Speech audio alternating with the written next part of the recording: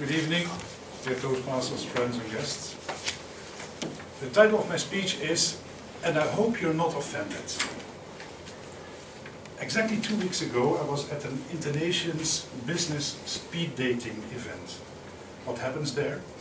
People come together, have 2 minutes to talk about their work and about their business and see whether there is a business connection. Before the event started, I was talking to a few people, and a lady walked up to us and shook the hands of the ladies. And with me, she said, "Sorry, I can't shake your hand. My name is that, but it's against my religion. I hope you're not offended." And that caused an enormous stress reaction in me. Couldn't get calm.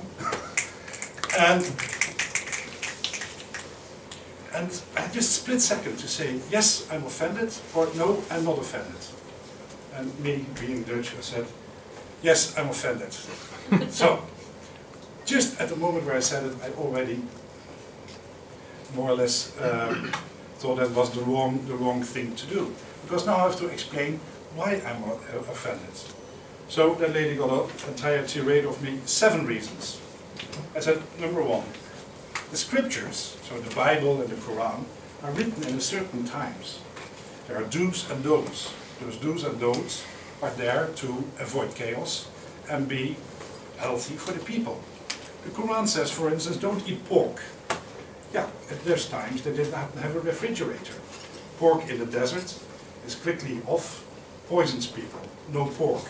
But I'm certain that if people would have already smoked cigarettes at that time, you would today have in the Quran a good believer, true believer, does not smoke cigarettes. Second point is that you not shaking a man's hand is also something of that time. Maybe then, when you did it, it was directly something strange. But in today's business world, it is normal etiquette that you shake the hand and look someone in the eye. And number 3, and it has to do with religion. My religion forbids it. Years ago I was on a plane, and I heard an Orthodox Jew asking the stewardess, "Stewardess, can you please move that woman next to me because my religion forbids to sit next to a woman?" I was disgusted to hear that.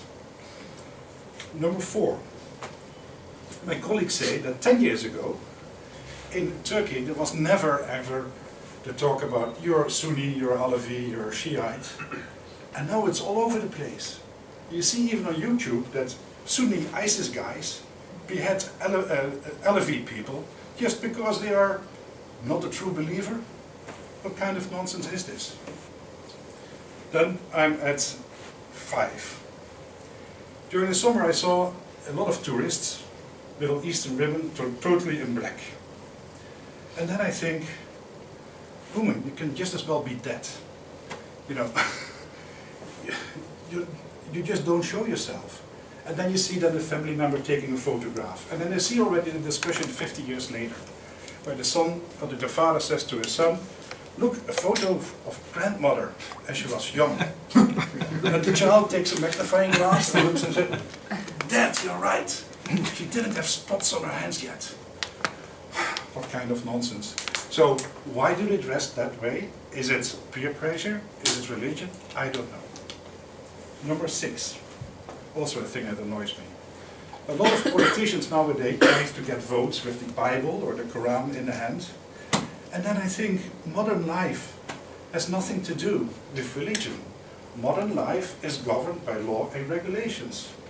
And there I admire Atatürk, who already about 100 years ago says, religion is one thing, politics is another thing. We have a secular state. And I'm sure that at this moment, religion divides more people than it unites people. And the last one was really a silly thing. And I said to that woman, can you imagine that a pious Muslim man doesn't want to shake your hand, but I'm almost sure that he wants to touch the rest of your body. Okay, so I got calmed down at that moment, but it bothered me afterwards. Because I really thought, was I right? Was I wrong? Was I rude? And I discussed it with many friends, colleagues, and also with my wife at home. And yes, I was rude.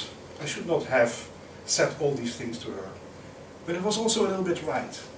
because as a Western man of my generation, I'm more or less trimmed to be, yeah, you know, stand for equality for everyone, regardless of gender, religion, race. And I'm from the Netherlands, so that means we are very tolerant, but it also has a flip side. And the flip side is that we get very angry when somebody wants to curb our freedom, or wants to say you have to behave like this, or you have to dress like this. So my conclusion was, it was a meeting of two completely opposite cultures. And my lesson, dear Toastmasters, was, when it happens again, I just sit back, I stay calm, I smile, and I ignore. And for this lady, when she comes to a meeting like that again, and she wants to show her religion, then just do what you need to do, but don't ask, and I hope you're not offended. Thank you very much.